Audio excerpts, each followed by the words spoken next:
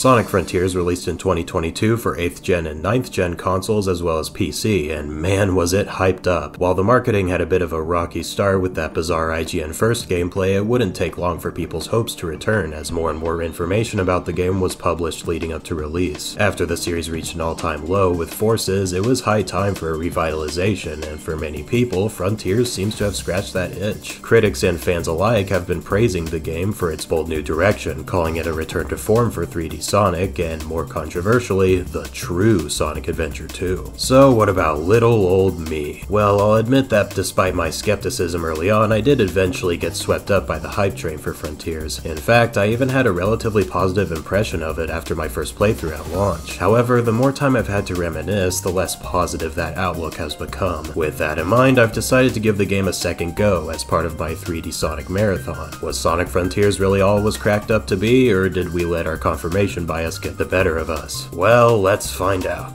This is my review of Sonic Frontiers.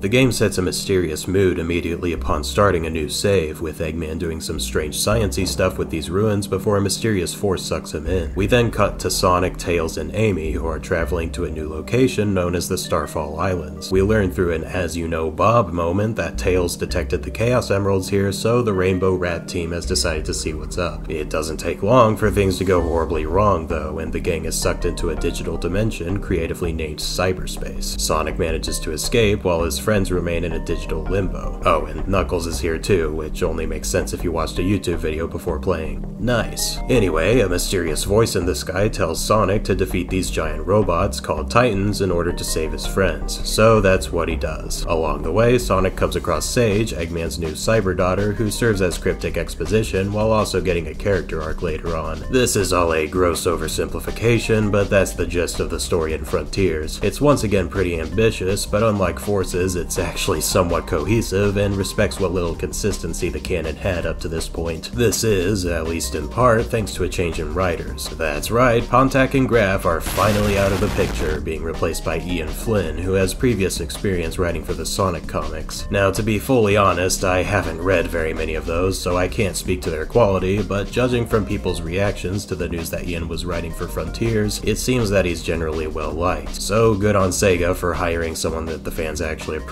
for once. But it's one thing to have a good writer, and another for that writer to actually produce a good story. So what do I think about the story?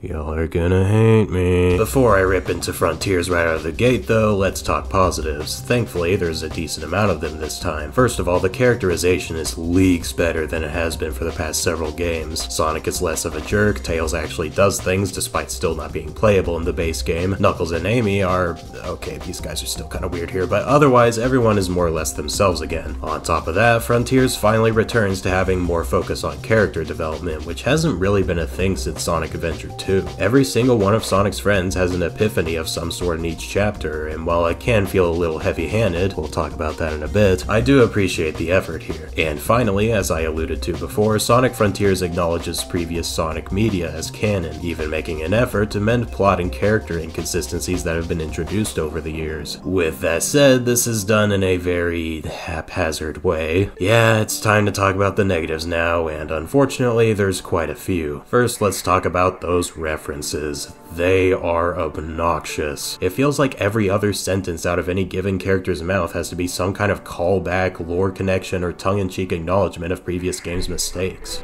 Hey, who was it who stopped Eggman from blowing up Station Square, huh? And who broke me out of prison, or saved me from the Deadly Six's trap? Then I'm wildly inconsistent. I don't mind fan service if it's done in a natural way, but Frontiers is way too heavy-handed with its references, to the point where it's downright laughable sometimes. Sometimes there are entire paragraphs worth of dialogue that exists solely for the purpose of connecting established lore from games past, not for furthering the actual plot itself. Take these egg memos, for example. They're a cool little bonus you can buy in the fishing minigame, and a decent amount of them do a good job of building upon the game's narrative. However, there are nearly just as many of them where it feels like Eggman is writing his own Sonic fanfiction. She's come a long way since being an easy pawn in my schemes to ensnare Sonic.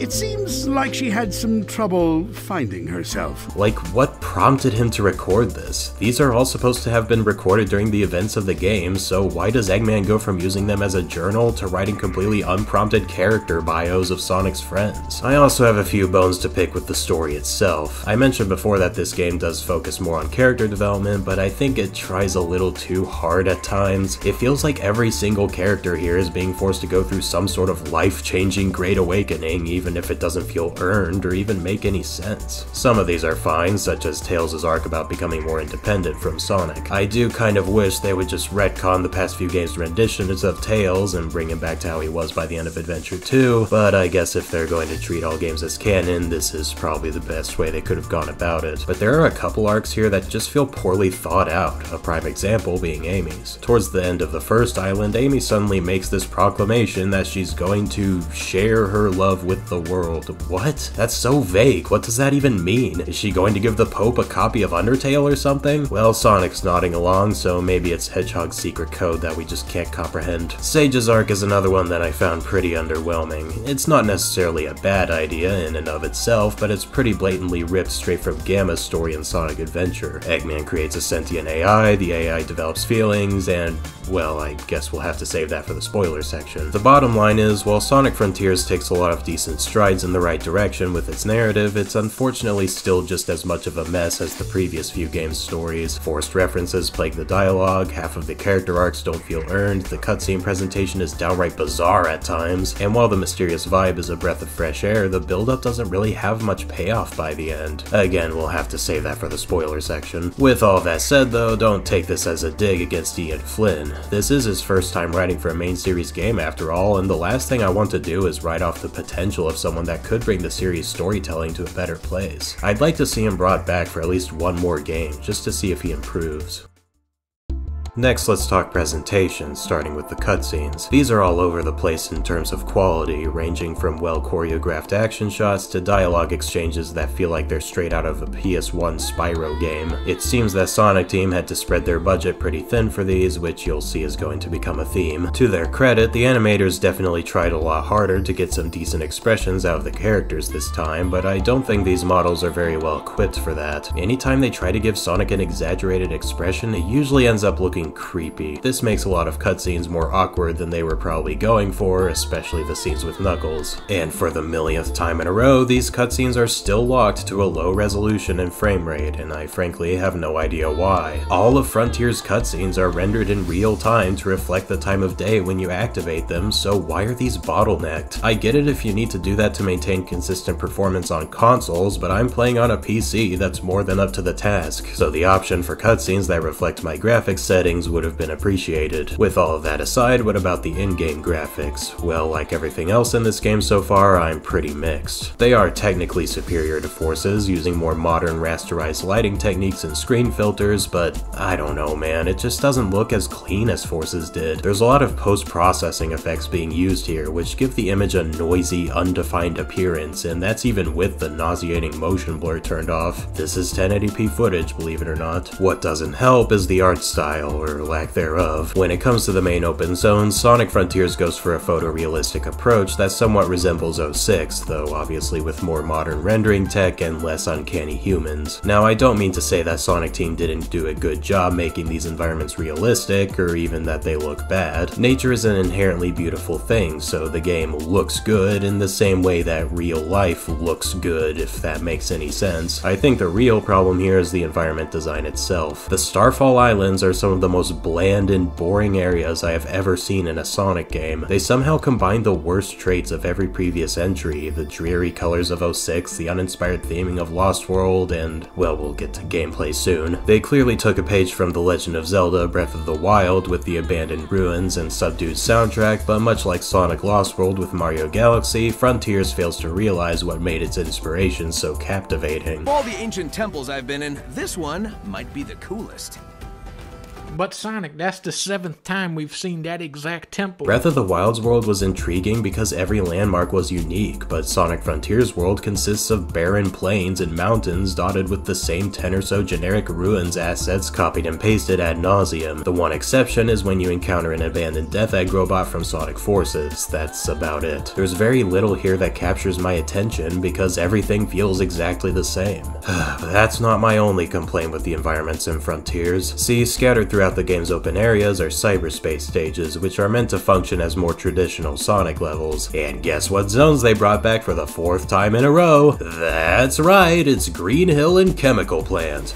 Oh, and Sky Sanctuary for good measure. The only original zone here is the city theme, and while the background looks kind of cool, the foreground elements are the most generic city assets I have ever seen. These would be right at home in Speed Highway, City Escape, Skyscraper Scamper, or literally any other city level, so does it really count as an original aesthetic? Other aspects of Frontiers' visual design don't fare much better. The existing cast members have the exact same models from Forces, but with marginally more realistic textures. I'm really not a fan of how the characters look here. The fur materials look very flat, and of course the models themselves are ones that I've grown quite tired of seeing over the years. And yes, Sonic's quills are still too short. Sonic Frontiers fares a bit better when it comes to audio. While the sound design still isn't quite on par with Unleashed, Colors, or Generations, it's still leaps and bounds better than Forces. Of course, we can't talk about a Sonic game without mentioning the soundtrack, and Frontiers certainly maintains the level of quality I've come to expect from this series. However, I did find a large majority of the tracks to be pretty forgettable. Don't get me wrong, vocal tracks like Undefeatable and Vandalize are stand out, but the rest of the music just isn't very catchy. That makes sense enough for the ambient music in the overworld, but the cyberspace stages also suffer from this, surprisingly enough. That's not to say they're bad. Actually, I quite like the cyberspace music. Since this is a digital dimension, the music pulls from a wide spectrum of genres that fall under the electronic umbrella. Trance, dubstep, EDM, drum and bass, you name it. I could definitely see this style not being for everyone, and I'll be the first to admit that it seldom matches the levels it plays in, but since I'm early Gen Z trash, I enjoy the sound of it regardless. We also can't talk about the audio without talking about the voice acting, and okay, I'm going to get torn to shreds for saying this, but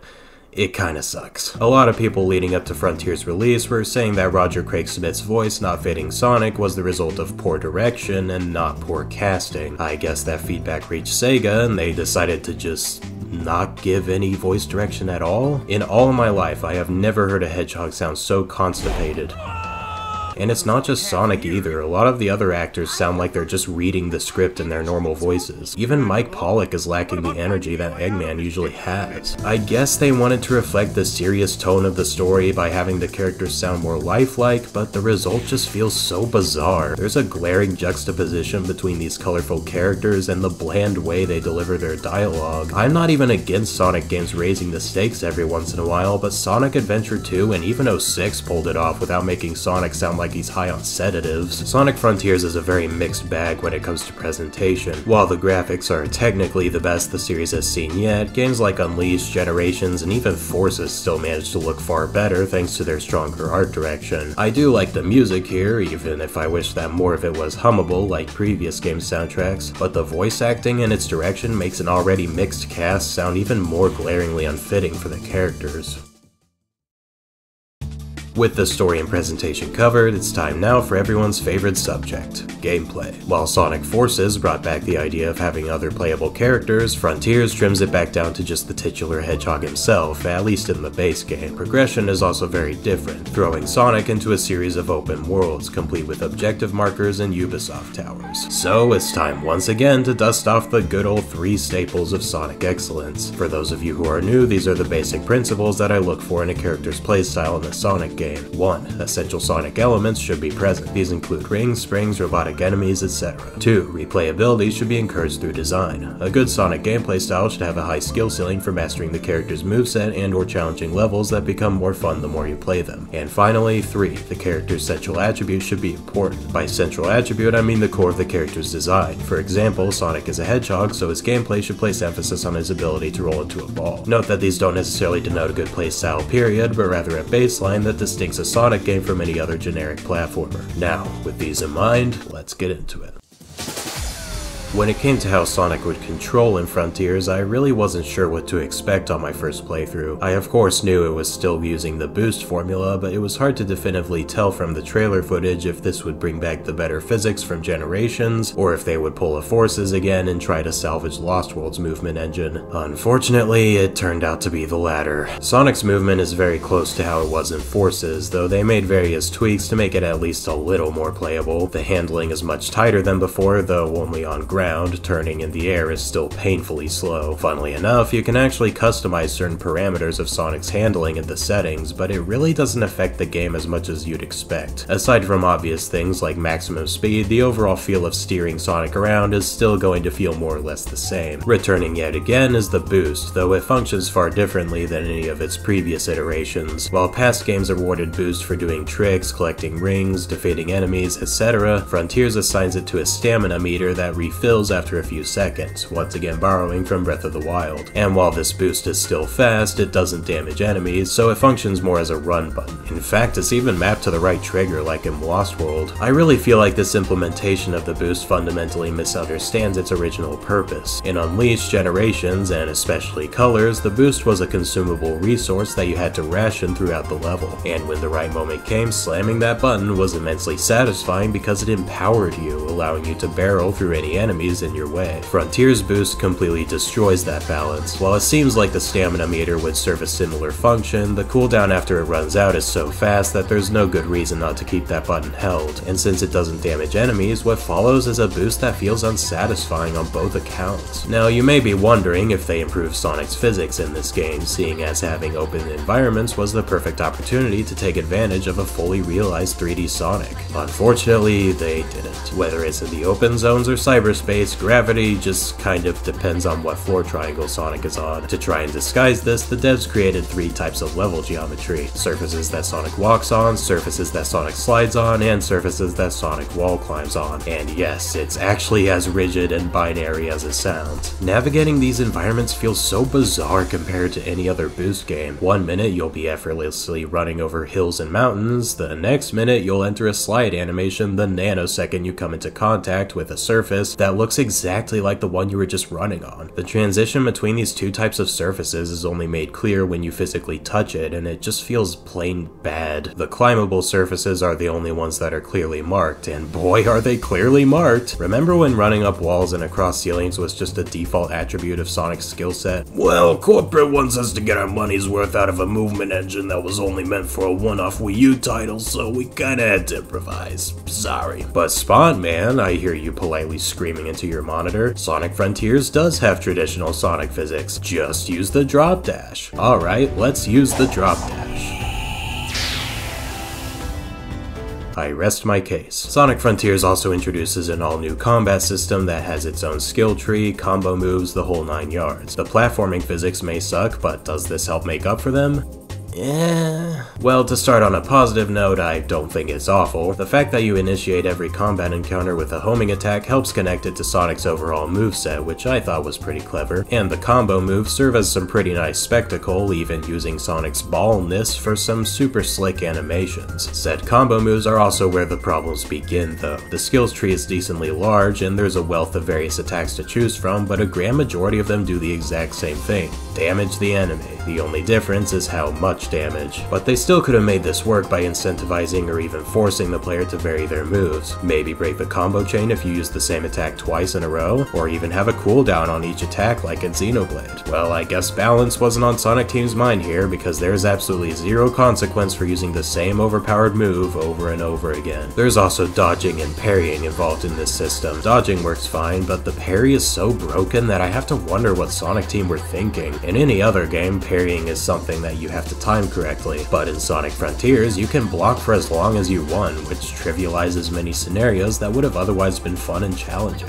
The biggest shame of all, though, is that other than these 2 problems, the combat in Frontiers is actually solid. And I say it's a shame because these issues could have very easily been fixed, and I find it baffling that they weren't. If they simply reduced the parry window and added some incentive for varying your moves, this could have been a solid spectacle combat system that would have easily trumped the Werehog in Unleashed. As it is, though, though it's just a decent distraction that gets repetitive after a while. And finally, we have the Psyloop, the big new move in Frontiers. When you hold down triangle, Sonic will leave a blue trail as he runs. If you make a circle around various objects in the world, they'll react in different ways. This is most often used for puzzles, but it can also be used to stun enemies. This move also has a seemingly minor function that majorly impacts the overall progression structure of the game, which means that we first need to talk about the open zones.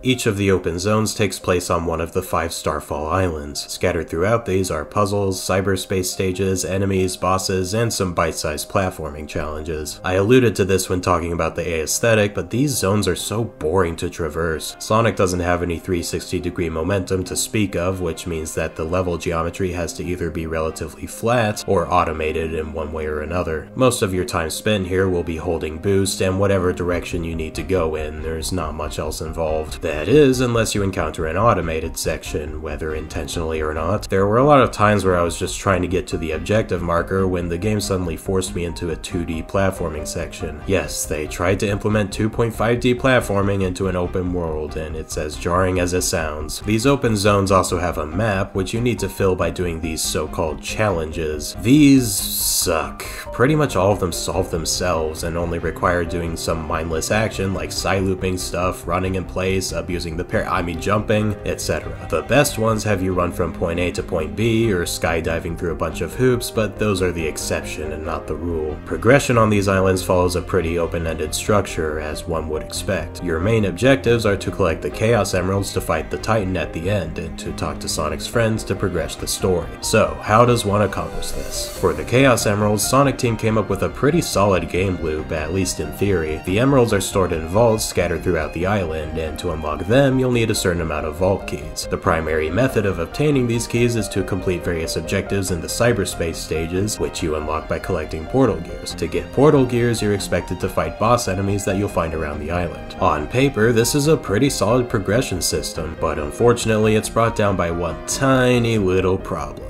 You don't have to do any of that. In what I can only assume was an attempt to give players more freedom, every island has a fishing spot where you can spend purple coins to go fishing with Big the Cat. Now hearing them, I give you PTSD from Sonic Adventure, but they actually went the opposite direction this time around. Instead of being a frustrating crapshoot with clunky controls, the fishing in Frontiers is a complete joke. Seriously, this minigame practically plays itself. All you do is cast your line, wait for a bite, then time an A press within an extremely generous window. It is actually that easy, and as long as you have purple coins, you can do this as much as you want. But how do you get these purple coins? Well, you're supposed to look for them throughout the open zones, but why do that when you can do this slot machine that randomly appears throughout the game? This thing absolutely showers you with purple coins even when you're not trying, and as a result, it completely destroys the economy they were trying to set up with Big. And when you catch these fish, you'll earn tokens that you can use to buy literally any progression item. I am not joking when I say as soon as you find one of these fishing spots, that island is as good as done. There is a limit on how many of these items you can buy, but it's so lenient that you can still unlock a grand majority of the emerald vaults with no effort whatsoever. The only reason I have footage of me actually playing the game as intended was because I purposefully avoided Big for the majority of the game. For kicks, and because I needed footage, I played the fishing minigame for about half an hour on the last island, and I couldn't help but laugh a little when I exited the portal and saw that the sky had turned into a laser light show from all the objective markers I had just activated. With the main progression trivialized then, how about the part where you need to talk to Sonic's friends? Well, since they're in an unstable state, you have to collect memory tokens scattered throughout the islands before you can talk to them. These are typically found at the end of mini platforming sections, which in theory should help introduce some variety in how you explore the open zones. But remember how I said the Psyloop had a function that majorly impacted the progression? Oh, hi Amy. What's that? You need 6 memory tokens? Okay.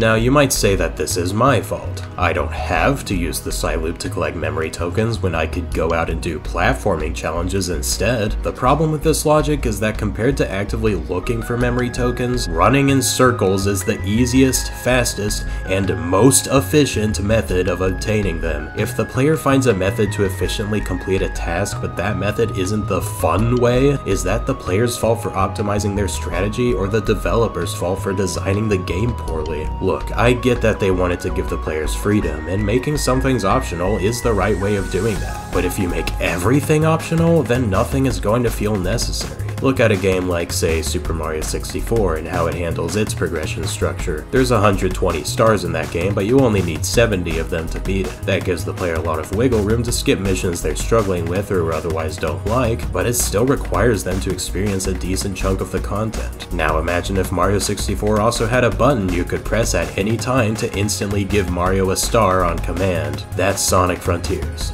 With one notable exception. The fourth open zone, Rhea Island, seems to be pretty controversial among fans, but this was actually a big highlight of the game for me. You have to activate these towers, which requires you to do mandatory platforming, and I am not kidding when I say that this was the most fun I had throughout the entire game. Why? Because I felt like I was accomplishing something. What exactly are you doing on the other 4 islands? Yeah, you're talking to Sonic's friends, yeah, you're collecting Chaos Emeralds, but what happens during the literal hours of gameplay in between? Well, at best, you're partaking in some mildly decent but completely optional platforming and combat. But far more often, the game feels aimless, like you're just doing mindless busy work until the next objective marker pops up. Rhea Island spits in the face of this monotony. There's never any point during this section where you're aimlessly running about looking for collectibles or even filling up the map. You are simply required to get to the top of every tower in order to proceed, and it somehow manages to be more fun than all 4 of the other islands combined. It's almost like the core appeal of video games stems from their sense of accomplishment. Weird. But Rhea Island isn't home to the only mandatory content in Frontiers. Instead of towers though, this other mandatory content includes crappy laser puzzles, crappy pinball, crappy claw game, and my personal favorite, crappy Galaga. Let's move on to the cyberspace stages.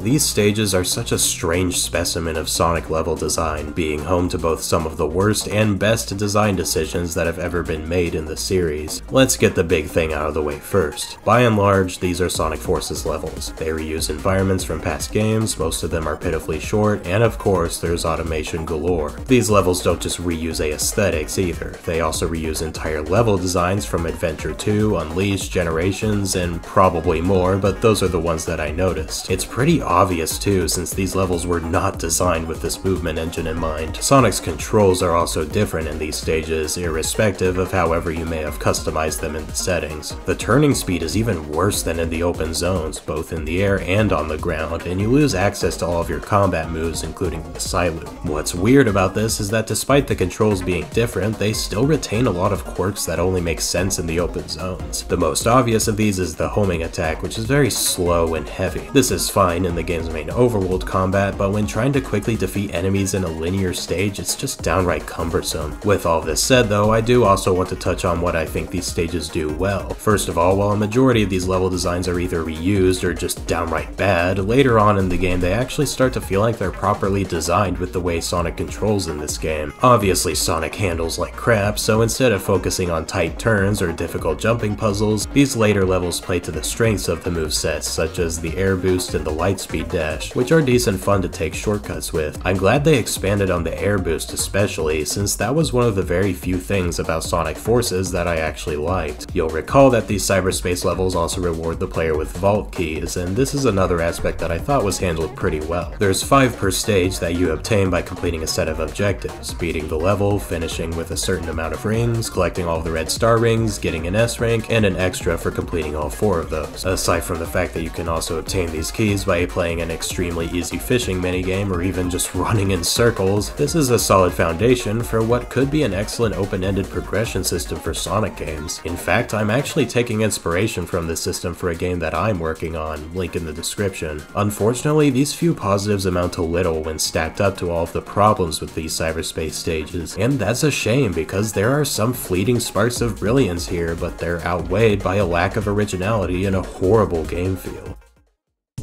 Whew, that was a lot to take in, but at long last, it's time to loop back around to the 3 staples of Sonic excellence. How well does Sonic and Frontiers accomplish these 3 requirements? Islands. For number 1, this is pretty much a pass. I do think the Starfall Islands lack a general Sonic-y vibe, but the important elements such as rings, robotic enemies, etc. are still present, especially in the cyberspace levels. The second staple is where I have to give this game a little bit of flack though. When it comes to the cyberspace stages, while replaying them is encouraged, the skill ceiling just isn't very high, and the bloated nature of the open world means that this game will take you many hours to beat even if you know what you're doing, so it's not as easy to pick back up as other Sonic games. How about number 3 then? Is Sonic's ability to roll into a ball important to the gameplay?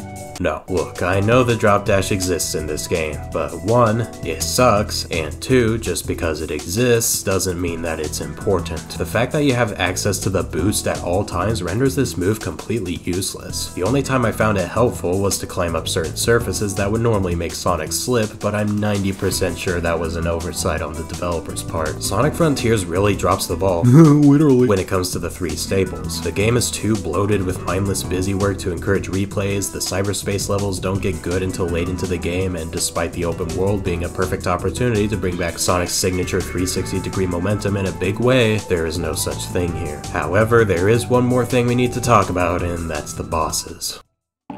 As I've said in past videos, classic Sonic bosses set themselves apart from other platformers with a simple design philosophy. There's no limit to how many times you can damage the boss while it's vulnerable, only the amount of time that it is. There are 2 main types of boss fights in Frontiers, the open zone bosses and the Titan battles. So how well do these fit the classic Sonic boss philosophy? First, let's talk about the open zone battles. These range wildly in quality. Many of them, like Ninja, Asura, and Tower, apply the classic philosophy well, being vulnerable pretty much at all times and simply requiring the player to work around their attack cycles. However, there's several of these that are downright bad, not just as Sonic bosses, but as bosses in general. I'm talking enemies like Squid, Shark, and Strider. Yeah, those guys. The ones that make you wait through an agonizingly long attack cycle before allowing you to get a few hits in. I hate them. But whether it's the good bosses or the bad ones, there are a couple design philosophies that remain consistent throughout, and like the battles themselves, there are good and bad ones. On the good side, Sonic's attack and defense stats can be upgraded throughout the game like in Unleashed, which means that you can return to battles earlier in the game and absolutely decimate them. This turns even the worst bosses into a decently fun way to obtain portal gears, though it does require some work on the player's part. On the bad side, these battles are repeated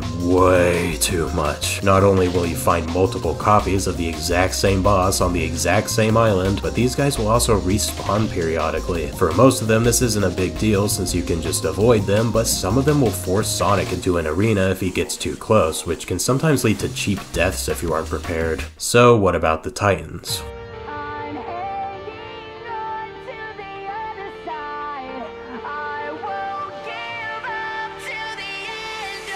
The first Titan, Giganto, makes a heck of a good first impression. You're thrown into an arena with this massive behemoth as Super Sonic, and you can just go ham on this guy. The amazing spectacle combined with the incredible music makes this battle worthy of the series' best final bosses, let alone first ones. Unfortunately, it all goes downhill from here. While the music is still great and you still get to play as Super Sonic, the other 3 Titan battles fumble the landing in one way or another. Wyvern forces you onto an awkward spline with weird camera angles, Knight has this stupid part where you have to launch his Beyblade back at him, and Supreme ends before it even gets started. Not only that, but even the best of these Titans consistently share the same egregious problems. For one thing, Super Sonic's combo moves have a tendency to just not work most of the time, and for seemingly no reason. Not only that, the Titans themselves also seem to have a bit of trouble working sometimes. By far the most annoying part of these battles, though, is the QuickTime events. My gosh, can we please stop shoving these into Sonic games? They don't add anything of value, they're just annoying. What really sucks about these is that if you even lightly breathe on any other button besides the one shown on screen, the game will instantly fail you. And since there's no checkpoints in these battles, like many things in Frontiers, the Titans take a genuinely amazing idea and ruin it with a combination of poor design decisions and a general lack of polish, and that's even after all of the updates. This is post-update 3 footage, people. With all of that in mind, let's move on to the final boss. Spoiler alert, skip here if you don't want to see him. So it turns out that the mysterious Sky voice from before is actually the End, an evil moon thing that destroyed the ancient inhabitants of the Starfall Islands who now want to destroy Sonic's world, or something like that. Eggman teams up with Sonic, playing it up a lot less than in Lost World thankfully, and Sage takes control of Supreme. This leads us to the final boss fight, which is... Crappy Galaga, Crappy Galaga, Crappy Galaga is back.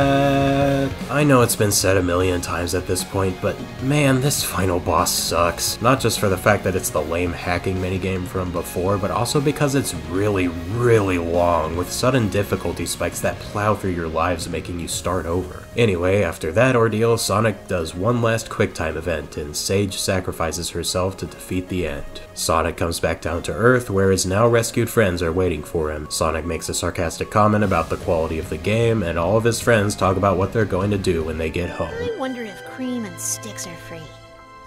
Make a road trip out of it. Wait, is that what Amy meant by that vague statement early in the game? Her entire life-changing character arc is that she wants to visit Mount Rushmore? Whatever it is, Sonic and crew head back home, and Eggman looks sadly in the distance, reflecting over what happened to Sage. Credits. Sonic Frontiers is... wait, hold on. I feel like I'm missing something. Oh, yeah, that. After Sonic Frontiers' initial release, Sega released 3 free updates over the course of 2023, some with substantial new content. So it looks like I'm going to have to talk about them in Part 2. That's right, the Sonic Frontiers retrospective is going into overtime. Make sure you're subscribed because in Part 2 I'm going to talk about all 3 of these updates, how they affect the game as a whole, my final thoughts about Frontiers, and what I want out of the next big Sonic game. Hopefully it won't take me an entire month to make this time. Either way, thank you so much for watching this video to the end. Stay tuned for more Sonic content, let me know what you think about Sonic Frontiers down below, and as always, enjoy life.